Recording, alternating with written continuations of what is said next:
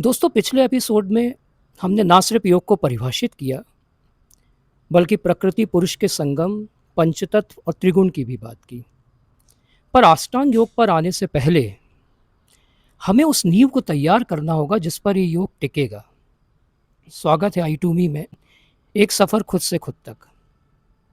आज मैं आपके साथ जीवन शैली के 8 सूत्र साझा करूंगा, जो ना सिर्फ आपकी बुद्धि और शरीर को योग की उच्च अवस्थाओं के लिए तैयार करेंगे, बल्कि सफल जीवन की कुंजी भी बनेंगे।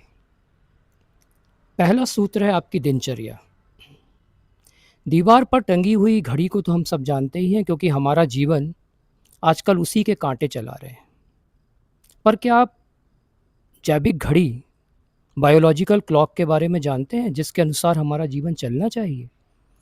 आपने कभी सोचा है हमारे पूर्वज बिना किसी मेडिकल सहायता के हमसे अधिक स्वस्थ क्यों थे?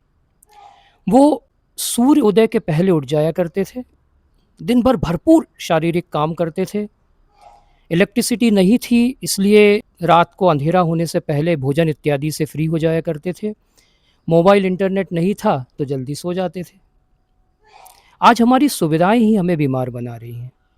दरअसल हमारा शरीर इसी बायोलॉजिकल क्लॉक के हिसाब से डिज़ाइंड है। रात को हमारे शरीर में एक मेलाटोनिन हार्मोन जनरेट होता है, जो हमारी नींद के लिए रिस्पॉन्सिबल है। रात को ही हमारा शरीर डिटॉक्स भी होता है। अब यदि हम रात को नहीं सोते हैं तो ये पूरी दिनचर्या को बिगाड़ेगा। तो हमें हेल्दी लाइफ के लिए सबसे पहले ज़रूरी है कि हम अपनी दिनचर्या को बायोलॉजिकल क्लॉक के हिसाब से सेट करें। 8 घंटे की नींद तो हमें चाहिए ही। तो रात को 10-11 बजे तक किसी भी हालत में सो जाएं और सुबह अधिक से अधिक 6-7 बजे तक उठ जाएं। वैसे तो आपको इससे जल्दी उठना चाहिए, पर कम से कम शुरुआत आप यहाँ से करें। ये पहला सूत्र है जो कि हेल्दी लाइफ के लिए बहुत ज़रूरी है। दूसरे सूत्र पर आते हैं, आहार। गट को सेकंड ब्रेन कहा गया है।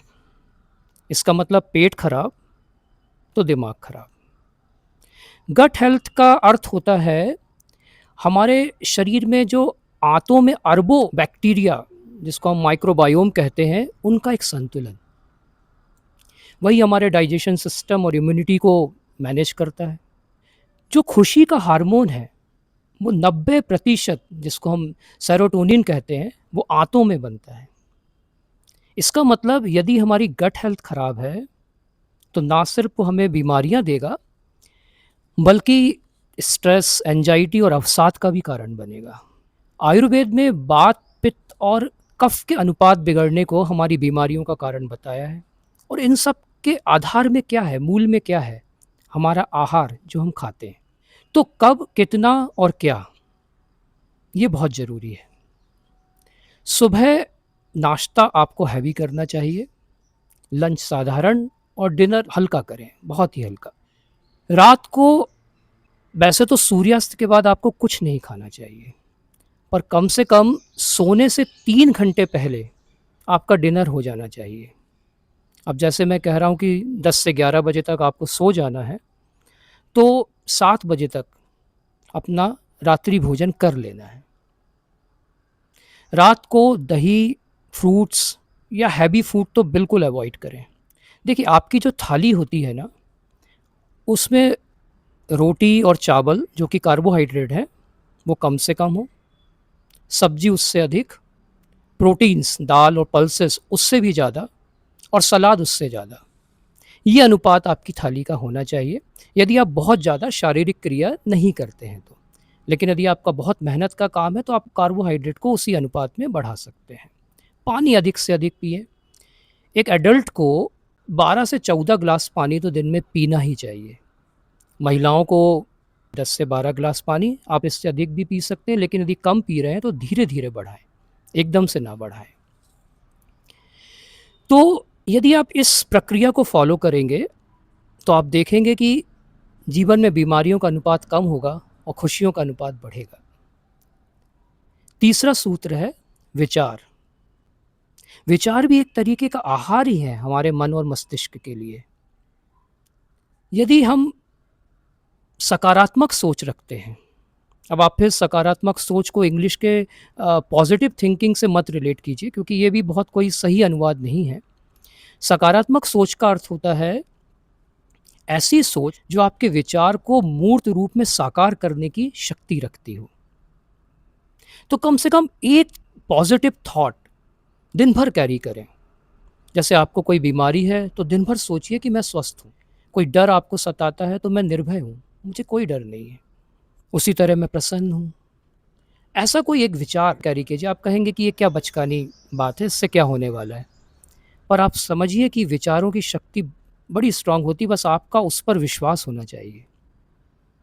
कहते हैं ना, ये पूरी सृष्टि जो है वो ईश्वर के एक विचार का ही मूर्त रूप है। अब हम आते हैं चौथे सूत्र पर, जो कि है उपवास। मैं 2 तरह के उपवास की बात करूँगा। एक उपवास आप सब जानते हैं कि 24 घंटे तक कुछ नहीं खाना। हाँ, यदि आपको कोई मेडिकल प्रॉब्लम है तो डॉक्टर की सलाह पर ही उपवास करें। पूरे दिन भूखे नहीं रह सकते हैं तो कम से कम जो फ़ास्ट फूड या प्रोसेस्ड फूड है, बाहर का खाना बिल्कुल ना लें, और बहुत ही हल्का खाना 1 दिन या सप्ताह में खाएँ। दूसरा उपवास, जिसके लिए कोई डॉक्टरी सलाह की ज़रूरत नहीं है, वो है इलेक्ट्रॉनिक फ़ास्ट। सप्ताह में कम से कम 1 दिन ऐसा चुनें जिस दिन कोई मोबाइल नहीं, कोई इंटरनेट नहीं, टीवी नहीं, हर तरह की स्क्रीन से आप दूरी बनाकर रखें। आप कहेंगे ये तो बड़ा कठिन है। शुरुआत आप यहाँ से कर सकते हैं कि रात को सोने से कम 2 घंटे पहले आप सभी तरह के इलेक्ट्रॉनिक चीज़ों से दूरी बना लें। और सुबह जब आप उठते हैं तो 1 घंटे तक मोबाइल को हाथ ना लगाएँ। आपका मोबाइल वैसे भी आपसे ज़्यादा काम करता है तो उसको 1 घंटे ज़्यादा सोने दें। आप देखेंगे इससे कि आपका दिमाग जो है वो खाली होता है और नए मौलिक विचारों के लिए तैयार होता है। आपकी ऊर्जा बढ़ेगी। तो शुरुआत अभी से करते हैं, तो मोबाइल को किनारे रखें, आँख बंद कर कर कुछ देर स्वयं की चेतना को महसूस करें, क्योंकि आगे के जो सूत्र हैं वो और गहरे होने वाले हैं। उनकी चर्चा हम करेंगे अगले एपिसोड में। तब तक के लिए जुड़े रहें आई टू मी के साथ। नमस्कार।